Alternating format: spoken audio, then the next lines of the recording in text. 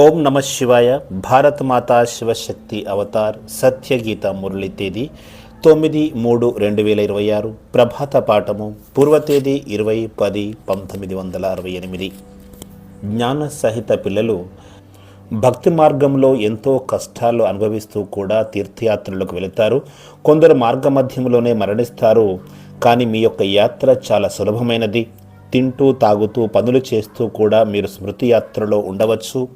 తండ్రి తెలియచేస్తున్నారు, పిల్లలు నన్ను స్మృతి చేస్తే మీ యొక్క పాపాలు తొలగిపోతాయి. దీనినే యోగాగ్ని అంటారు. ఓం నమ శివాయ. ఈ కళ్ళతో దాదాను చూడండి, కానీ బుద్ధి ద్వారా శివబాబాను స్మృతి చేయండి. మన్మనా భవ మధ్యాజీ భవ అనే దాని అర్థం కూడా ఇదే. శివబాబాను స్మృతి చేయాలి. అదేవిధంగా అపారమైన సుఖమయ రాజ్యాన్ని కూడా గుర్తు చేయాలి. ఇంతకు మించి మీకు ఎలాంటి కష్టము లేదు. మనము ఇప్పుడు నిరోగులుగా తయారు కావాలి. అలాగే డబల్ కిరీటిదారులుగా అయ్యి ప్రపంచానికి అధిపతులు కావాలి. ఇది తప్పకుండా మీ బుద్ధిలో గుర్తుండాలి. ఇప్పుడు గత 15 నిమిషాలుగా మీరు ఏమి చేస్తున్నారు? మీరు నిరోగులుగా అవడానికి స్మృతి చేస్తున్నారు. తద్వారానే మీరు సతోప్రధానంగా అవుతారు. ఎందుకంటే మీ రాజ్యంలో సతోప్రధానంగా ఉన్నప్పుడు మీరు నిరోగిగా ఉండేవారు. మీ యొక్క దేహము కంచన కాయగా పవిత్రంగా ఉండేది. 21 జన్మల పాటు మీరు నిరోగిగా అవ్వాలి. ఇది చాలా సహజము. ఇక్కడ ఎలాంటి ఔషధాలు తీసుకోవలసిన అవసరం లేదు. తండ్రి అవినాశి సర్జన్, అదేవిధంగా వైద్యులు చాలా సహజమైన ఉపాయాన్ని తెలియచేస్తున్నారు. స్వయాన్ని ఆత్మగా భావించి తండ్రిని స్మృతి చేయాలి. అప్పుడే మీరు సదాకాలానికి నిరోగిగా ధనవంతులుగా అవుతారు అని తండ్రి తెలియచేస్తున్నారు. దేని కొరకు పురుషార్థం చేస్తున్నారు? కొత్త ప్రపంచం కోసం పురుషార్థం చేస్తున్నారు. ఈ సంగమ యుగంలోనే మీరు అమర పదవిని పొందుతారు. అక్కడ ఎలాంటి వ్యాధులు ఉండవు. అది సత్వప్రధానమైన ప్రపంచం కదా. అందరూ కూడా నిరోగిగానే ఉంటారు. బాబా మిమ్మల్ని 100% నిరోగిగా తయారు చేస్తున్నారు. అలాంటి తండ్రిని మీరు ఎంతో స్మృతి చేయాలి. తండ్రి సంతోషించి మీకు గ్యారంటీని ఇస్తున్నారు. మధురమైన పిల్లలు, ఇప్పటి వరకు మీరు అనుభవించిన దుఃఖాలకు కారణమైన అన్ని పాపాలు కూడా ఈ యోగాగ్ని ద్వారానే భస్మం అవుతాయని తెలియచేస్తున్నారు. 5000 సంవత్సరాల క్రితము మీరు నిరోగిగా ఉన్నారు. ఇలా ఎన్నోసార్లు నిరోగిగా అయ్యారు. దీనిని మీకు గుర్తు చేస్తున్నారు. వాస్తవంగా మనము ఆత్మలము ప్రతి 5000 సంవత్సరాల తర్వాత శ్రీమతాన్ని అనుసరించి నిరోగిగా అవుతాము. అంటే జన్మ జన్మాంతరాల వరకు 21 జన్మల పాటు నిరోగిగా ఉంటారు. ఇప్పుడు పురుషార్థం చేసి పదవిని పొందిన వారే ప్రతి కల్పములో కూడా పదవిని పొందుతారు. ఎవరైతే మంచిగా యోగం చేస్తారో వారికి ఎలాంటి శిక్షలు పడవు. అలా కానట్లయితే కల్పాంతరాల పాటు శిక్షలు అనుభవిస్తూనే ఉంటారు. ఒకే సెకనులోనే ముక్తి, జీవన్ముక్తి యొక్క వరదానాన్ని తండ్రి ఇస్తారు. తల్లి గర్భం నుంచి శిశువు బయటకు రాగానే ఆస్తి యొక్క వారసత్వం లభిస్తుంది. వారు అబ్బాయి కానీ అమ్మాయి కానీ కావచ్చు. ఇక్కడ మీరందరూ కూడా పిల్లలుగా అవుతున్నారు. తండ్రిని తెలుసుకొని స్వర్గం యొక్క వారసత్వాన్ని పొందుతున్నారు. ఆ తర్వాత ఉన్నతమైన పదవి కోసము పురుషార్థం చేయాలి. ఎంత ఎక్కువగా స్మృతి చేస్తూ ఉన్నట్లయితే అంత ఉన్నతమైన పదవిని పొందుతారు. ఇంతకు మించి కష్టం చేయవలసిన అవసరం లేదు. ఇక్కడ చదవడానికి పుస్తకాలు కూడా ఉండవు. సత్యమైన జ్ఞాన విజ్ఞాన భవనం అనేది కూడా ఇక్కడే ఉన్నది. ప్రభుత్వం యొక్క జ్ఞాన విజ్ఞాన భవనం అనేది నామమాత్రంగానే ఉంటుంది. ఆ భవనంలో అనేక భాషల్లో ఉపన్యాసాలు జరుగుతూ ఉంటాయి. ఇప్పుడు మీరు అమరపురికి వెళ్తారు. అక్కడ ఒకే భాష, ఒకే రాజ్యం ఉంటుంది. అక్కడ లక్ష్మీనారాయణుల రాజ్యం మాత్రమే ఉంటుంది. ఇంకో ఖండము కానీ మరో దేశము కానీ ఉండదు. దానినే సత్యమైన ఖండంగా పిలుస్తారు. భారత్ అవినాశి ఖండము. ఇది ఎప్పటికీ నశించదు. శాస్త్రాల్లో మహాప్రళయం జరుగుతుందని చెప్తూ వచ్చారు. కానీ అలాంటి ప్రళయం జరగదు. కేవలము చిన్న ప్రళయం జరుగుతుంది. ఇక్కడ చివరకు భారత ఖండమే మిగులుతుంది. మిగతా అన్ని ఖండాలు కూడా నాశనమవుతాయి. భారత ఖండం మాత్రము ఎప్పటికీ వినాశనము కాదు. కాకపోతే తమో ప్రధానంగా అసత్య ఖండంగా మారుతుంది. దేని కారణంగా అసత్య ఖండంగా మారుతుంది, దేని కారణంగా సత్యఖండంగా మారుతుంది అన్నది మీరు అర్థం చేసుకున్నారు. అర్ధకల్పము భక్తి వల్ల అది అసత్యమైన ఖండంగా మారుతుంది. వేదాలు, శాస్త్రాలు, యజ్ఞాలు, తపస్సులు, దాన పుణ్యాల ద్వారా నన్ను పొందలేరు అని పరమాత్మ తెలియచేస్తున్నారు. వాటి వల్ల మీరు ఇంకా దుర్గతిని పొందుతూ వచ్చారు. ఇప్పుడు మేము తమో ప్రధానంగా అయ్యామని మీరు అర్థం చేసుకున్నారు.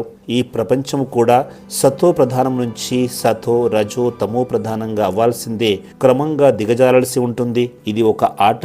ఇప్పుడు మళ్ళీ సతో ప్రధానంగా అవ్వాలి. ఈ పురుషోత్తమ సంగమ యుగంలోనే సతో ప్రధానంగా అవుతారు. ఉత్తమోత్తమైన పురుషులుగాను ఉత్తమోత్తమైన స్త్రీలుగాను అవుతారు. మీరు పురుషోత్తమనులుగా అవుతారు. ఎవరు ఎంతగా పురుషార్థం చేస్తే అంత ఉన్నతమైన పదవిని పొందుతారు. దాని కొరకు పవిత్రంగా కూడా కావాలి. మీరు పవిత్రంగా ఉన్నప్పుడు మీరు ప్రపంచానికి అధిపతులుగా ఉండేవారు అని తండ్రి చెప్తున్నారు. మీరు డబుల్ కిరీటిదారులుగా ఉండేవారు. ఒకటి పవిత్రతా కిరీటము, కానీ వాస్తవంగా అది బయటికి కనిపించే ప్రకాశము కాదు. తర్వాత దేవతలు వామ మార్గంలో వెళ్ళినప్పుడు ఈ ప్రకాశం అనేది ఉండదు. కొందరు సన్యాసులకు కూడా అలాంటి కృత్రిమమైన ప్రకాశాన్ని చూపిస్తారు. కానీ దేవతలే ఉన్నతోన్నతమైన పవిత్రులు. వారు స్వర్గంలోనే ఉంటారు. దానిని గోల్డెన్ ఏజ్గా పిలుస్తారు. ఇప్పుడు ఐరన్ ఏజ్ నడుస్తోంది. ఆత్మ ఐరన్ యుగంలోకి వెళ్తే ఆభరణాలు కూడా ఐరన్ యుగానికి అనుకూలంగానే పరివర్తన చెందుతాయి. భక్తులు మహిమ చేస్తూ ఉంటారు. నాలో ఎలాంటి గుణాలు లేవు అని పాడుతూ ఉంటారు. తండ్రి మాత్రమే దయార్ద్ర హృదయులు అని మహిమ చేస్తారు. వారే జ్ఞాన సంపన్నులు, పవిత్ర సంపన్నులు. వారు అన్ని విషయాలలో సంపూర్ణులు. వారినే సుప్రీం అంటే సర్వోన్నతులుగా పిలుస్తారు. ఆత్మను సుప్రీం అని ఎవరు కూడా పిలువరు. తండ్రి మాత్రమే సుప్రీం. తండ్రి ఎప్పుడు అక్కడే ఉంటారు. మిగతా వారందరూ కూడా దేహదారులు. ఆత్మలు శరీరాలను ధరించి పాత్రను పోషించడానికి ఇక్కడికి వస్తారు.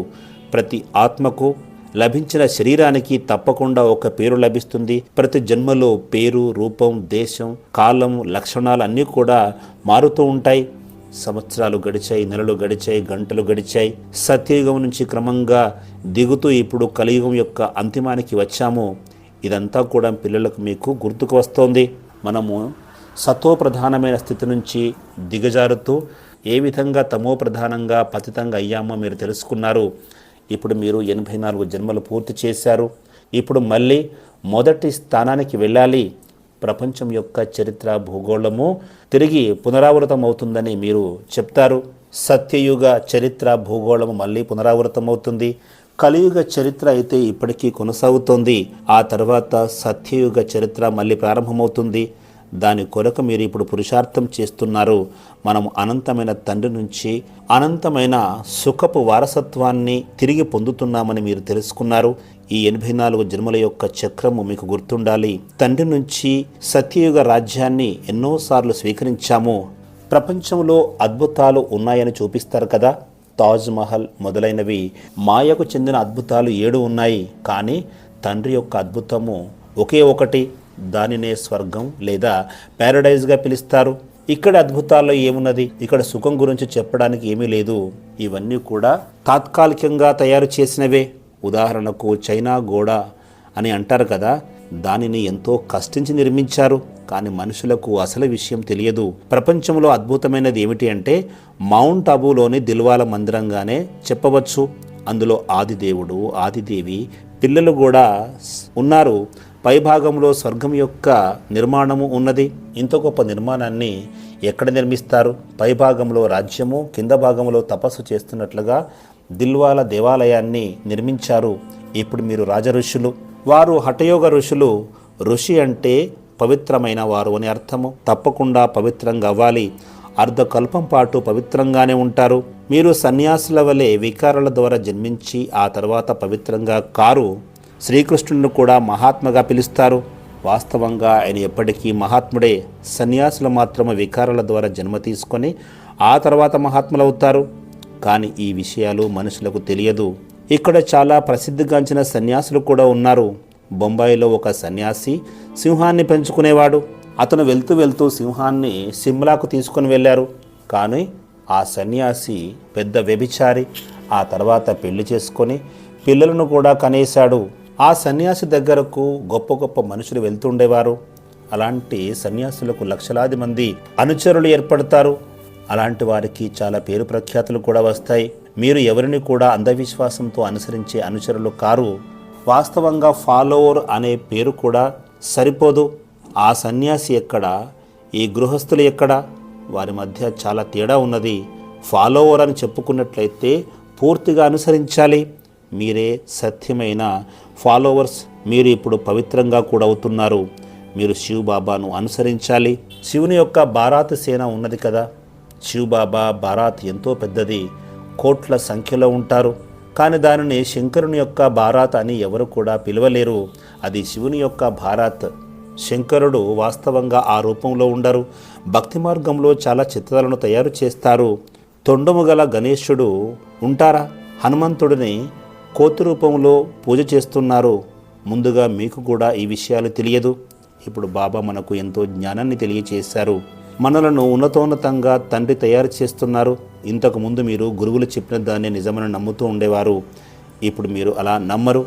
వాస్తవంగా అది సాధ్యము కాదు అని మీరు చెబుతారు. భక్తి మార్గంలో ఏమేమో చేస్తూ ఉంటారు. సమయాన్ని వృధా చేసుకుంటారు. లౌకిక తండ్రి కూడా పిల్లలకు ధనాన్ని ఇస్తారు. కానీ కొద్దిమందికి తెలివిహీనులైన పిల్లలు పుడతారు. అలాంటి వారు ఆ ధనాన్ని వృధా చేస్తారు. వారు హద్దులోని తెలివిహీనులు. ఇప్పుడు అనంతమైన తండ్రి పిల్లలకు చెబుతున్నారు, ఓ మధురమైన పిల్లలు, 5000 సంవత్సరాల క్రితము మీకు ప్రపంచ రాజ్యభాగ్యాన్ని ఇచ్చాను. అక్కడ ఎన్నో వజ్రాలు రత్నాలు ఉండేవి. దాని గురించి శాస్త్రాలలో కూడా ప్రస్తావించారు కదా. సముద్రం నుంచి దేవతలు వచ్చి రత్నాలతో కూడిన తాంబూలాన్ని ఇస్తారని చెబుతారు కదా. ఇప్పుడు మీ యొక్క జోలిని నింపుకుంటున్నారు. ఇవి జ్ఞానరత్నాలు. వీటితోనే మీ జోలిని నింపుకోవాలి. తండ్రిని స్మృతి చేయకపోతే ఈ జ్ఞానమంతా పక్కకు వెళ్ళిపోతుంది. ధారణ జరగదు. సత్యయుగంలో మీరు ఎంతో ధనవంతులుగా ఉండేవారు. ప్రపంచానికి యజమానులుగా ఉండేవారు. అపారమైన సంపద, వజ్రాలు, రత్నాలు మీ వద్ద ఉండేవి. భక్తి మార్గంలో సోమనాథ మందిరాన్ని ఎంతో ఘనంగా అలంకరించారు. అలాంటప్పుడు సత్యయుగంలో ఎంతటి అపార ధనరాశులు ఉండాలి. అంతటి అపారమైన ధనాన్ని ఎక్కడ పోగొట్టుకున్నారు అని తండ్రి అడుగుతున్నారు. భక్తి మార్గంలో అన్నీ కూడా వృధా చేశారు. మందిరాలు కట్టించి దాన పుణ్యాలు చేశారు. ఆ తర్వాత వాటిని విదేశీయులు దోచుకుపోయారు. భక్తిలో చాలా కష్టాలు పడుతూ ధనాన్ని కోల్పోతూ చివరకు పూర్తిగా ఖాళీగా అయిపోయారు. తర్వాత బాబా వచ్చి మిమ్మల్ని సంపన్నంగా తయారు చేస్తున్నారు. భారత్ ఒకప్పుడు 100% సాల్వెంట్ సంపన్నంగా ఉండేది. ఆ తర్వాత 100% పేద దేశంగా మారిపోయింది. ఇప్పుడు మన దేశము భిక్షాటన చేస్తుంది. మీరు చాలా ధనవంతులుగా ఉండేవారు. ఇప్పుడు భారత్ ఏ విధంగా అయిపోయింది? ధనము లేకుండా సుఖము లభించదు.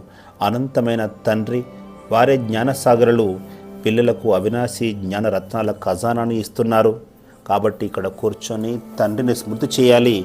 రాజధానిని కూడా గుర్తు చేసుకోవాలి. మీరు ఎంతో ధనవంతులుగా ఉండేవారు. ప్రతి వస్తువు అక్కడ కొత్తదిగా ఉండేది. వజ్రాలు, రత్నాలు, వాటికి సంబంధించిన గనులు ఉండేవి.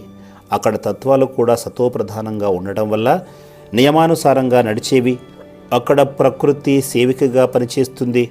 అవసరము లేని వేడి కానీ, అవసరము లేని వర్షాలు కానీ కురియవు. నదులు ఉప్పొంగడం కూడా జరగవు. అక్కడ ఏమాత్రము దుఃఖము లభించదు. అక్కడ అగరబత్తులు వెలిగించాల్సిన అవసరం ఉండదు. అక్కడ సహజమైన సువాసనలు ఉంటాయి. దుర్వాసన గల ఏ వస్తువు కూడా ఉండదు. అక్కడ కట్టెలు కాల్చినా కూడా పొగరాదు. అందుకే దానిని స్వర్గంగా పిలుస్తారు. దానిని హెవెన్గా పిలుస్తారు. ఇప్పుడు మీరు చదువుతున్నారు. ఏ విధంగానైతే గురువు నేలపై కూర్చొని అక్షరాలు నేర్పిస్తారో అలాగే తండ్రి కూడా ఇక్కడ చూడండి మీ సన్ముఖంలో కూర్చొని చదివిస్తున్నారు. భగవాను వాచ అని ఉన్నది కదా. కానీ భగవంతుడు ఎవరో వారి గురించి మనుషులకు తెలియదు. భగవంతుణ్ణి రాళ్లల్లో రప్పల్లో ఉన్నారని చెబుతూ పూజ చేస్తున్నారు. మరికొద్దిమంది కృష్ణుడిని భగవంతుడిగా పిలుస్తారు. కానీ వాస్తవంగా కృష్ణుడు కొత్త ప్రపంచానికి చెందిన రాజకుమారుడు. ఇందులో ఎంతటి తేడా ఉంది? ఈ సంగమయుగంలోనే ఈ తేడా గురించి మీరు తెలుసుకుంటారు. ఈశ్వరుని పేరుకు బదులుగా 84 జన్మలు తీసుకున్న వారి పేరును చేర్చారు. అందువల్ల హాహాకారాలు జరిగాయి. తర్వాత మీ యొక్క జయ జయకారాలు జరుగుతాయి. హాహాకారాల తర్వాతే జయ జయకారాలు కలుగుతాయి. ఇది నిర్మించబడిన రక్తపాతాల యొక్క ఆట. మీరు దానిని చూడలేరు. బలహీన హృదయం గలవారు భయంతోనే చనిపోతారు. యవనుల మధ్య ఘోరమైన యుద్ధం జరుగుతుంది. రక్తం యొక్క నదులు ప్రవహిస్తాయి. బహిరంగంగా కాదు, అక్కడ బాంబులు వదులుతారు. శ్వాస తీసుకోగానే మరణిస్తారు. ఇక్కడే ఘోరమైన రక్తపాతాలు, మరణాలు జరుగుతాయి. కౌరవులు యవనుల మధ్య యుద్ధం కూడా జరుగుతుంది. భారతదేశం పైన బాంబుల యొక్క దాడి జరగదు. భారత్ ఇక్కడ చాలా దుఃఖాన్ని అనుభవిస్తుంది. ఆ తర్వాత అపారమైన సుఖంలోకి వెళ్తుంది. మొదట అత్యంత దుఃఖము, ఆ తర్వాత అత్యంత సుఖము లభిస్తుంది. ఇది అనాదిగా కొనసాగుతున్న ఆట. తండ్రి కూర్చొని దీనిని విస్తారంగా తెలియచేస్తున్నారు. తండ్రి దీనిని సంక్షిప్తంగా తెలియచేస్తున్నారు. మధురమైన పిల్లలు, మీకు అమర కథను వినిపించడానికే తండ్రి ఇక్కడికి వచ్చారు అని చెబుతున్నారు. ఈ కథను సూక్ష్మవతనంలో కానీ మూలవతనంలో కానీ వినరు. తండ్రి ఈ కథను చెప్పడానికి ఒక ముఖం యొక్క అవసరం ఉండాలి కదా.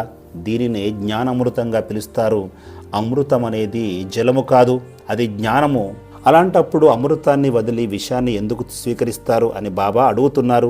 మనుషులు జలాన్ని అమృతంగా భావించి ఎన్నో కొండలను దర్శిస్తూ ఉంటారు.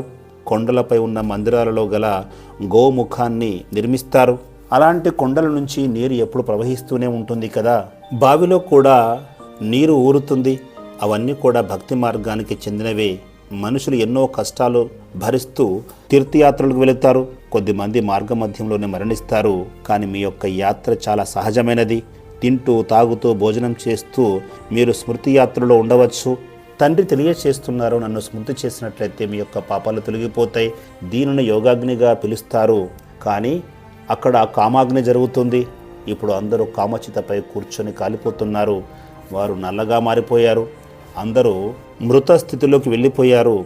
తర్వాత నేను వచ్చి అందరినీ మేల్కొల్పి తీసుకువెళ్తాను అని తండ్రి చెప్తున్నారు. నేనే మార్గదర్శనం చేస్తాను, మీరు స్వయాన్ని ఆత్మగా భావించండి అని తెలియచేస్తున్నారు. ఆత్మని అవినాశి, వారికి కూడా ఒక పాత్ర లభించింది. దీనిని అవినాశి డ్రామాగా పిలుస్తారు. కోట్లాది ఆత్మలన్నీ కూడా అవినాశి పాత్రధారులే. పైనుంచి కిందికి వస్తూనే ఉంటాయి. తర్వాత బాబా వచ్చి అందరిని తీసుకువెళుతారు. ఈ పాత్ర మళ్ళీ మళ్ళీ జరుగుతూనే ఉంటుంది. ఇది ఎప్పటికీ తరిగిపోదు. అదేవిధంగా ఆత్మ కూడా ఎప్పటికీ తరిగిపోదు. ఆత్మను ఈ కళ్ళతో చూడలేము. నక్షత్రాలు ఎంత చిన్నగా కనిపిస్తాయో అలాగే ఆత్మ కూడా చిన్నగా ఉంటుంది. కానీ వాస్తవంగా నక్షత్రాలు పెద్దగా ఉంటాయి. మనుషులు చంద్రుడి వరకు కూడా వెళ్తున్నారు. నక్షత్రాల్లో కూడా ప్రపంచం ఉందని మనుషులు భావిస్తూ ఉంటారు. సైన్స్ ద్వారానే అందరూ నేర్చుకుంటారు. సైన్స్ వల్ల ప్రయోజనం కూడా చాలా ఉన్నది. ఇక్కడ ఉండే విద్యుత్ కూడా స్వర్గంలో ఉపయోగపడుతుంది. అక్కడ బాంబుల వంటి వస్తువులు ఏవి కూడా తయారు చేయరు. అక్కడ ఆవులు కూడా చాలా దూరంగా ఉంటాయి. వాటి యొక్క పేడ కూడా స్వర్ణంలా ఉంటుంది. నల్లగా పనికిరానిదిగా ఉండదు. అక్కడ అడవులు ఉండవు, అన్నీ తోటలే ఉంటాయి. అందుకే పిల్లలకు చాలా సంతోషము కలగాలి. అతీంద్రియ సుఖము గురించి గాయనము చేయబడింది. పాఠశాలలో కూడా చివరి సమయంలోనే ఫలితాలు వస్తాయి. ఫలితాలు వచ్చిన తర్వాత తరగతి మారుతుంది. ఇక్కడ కూడా మీరు ఫలితాన్ని పొందుతారు. సాక్షాత్కారం పొంది ఆ తర్వాత మీరు పరివర్తన చెందుతారు. మంచి మంచి పిల్లలు కూడా ఓడిపోతారు, పడిపోతారు. వారికి కూడా సాక్షాత్కారం జరుగుతుంది. మంచిది. మధురమైన ఆత్మీయ పిల్లలకు ఆత్మీయ బాప్ దాదాల యొక్క ప్రియ స్మృతులు. Good morning. ఆత్మీయ పిల్లలకు నమస్తే. వరదానము విశేష ఆత్మ భవ. నేను చేస్తున్న పనిని చూసి అందరూ చేస్తారు అనే భావనపై దృష్టి పెట్టాలి. ఇదే విశేషమైన ఆత్మల యొక్క కర్తవ్యము. నేను చేసే ప్రతి కర్మను చూసి అందరూ వన్స్ మోర్, మరొకసారి అనే విధంగా చెయ్యాలి. ఈ భౌతిక ప్రపంచంలోని హీరోలు కూడా తమపై ఎంతో శ్రద్ధను వహిస్తారు. మీరు అనంతమైన ప్రపంచంలోని హీరోలు, హీరోయిన్లు. అలాంటప్పుడు మీరు కూడా అంతటి అప్రమత్తతతో నడుస్తున్నారా? ఓం నమః శివాయ.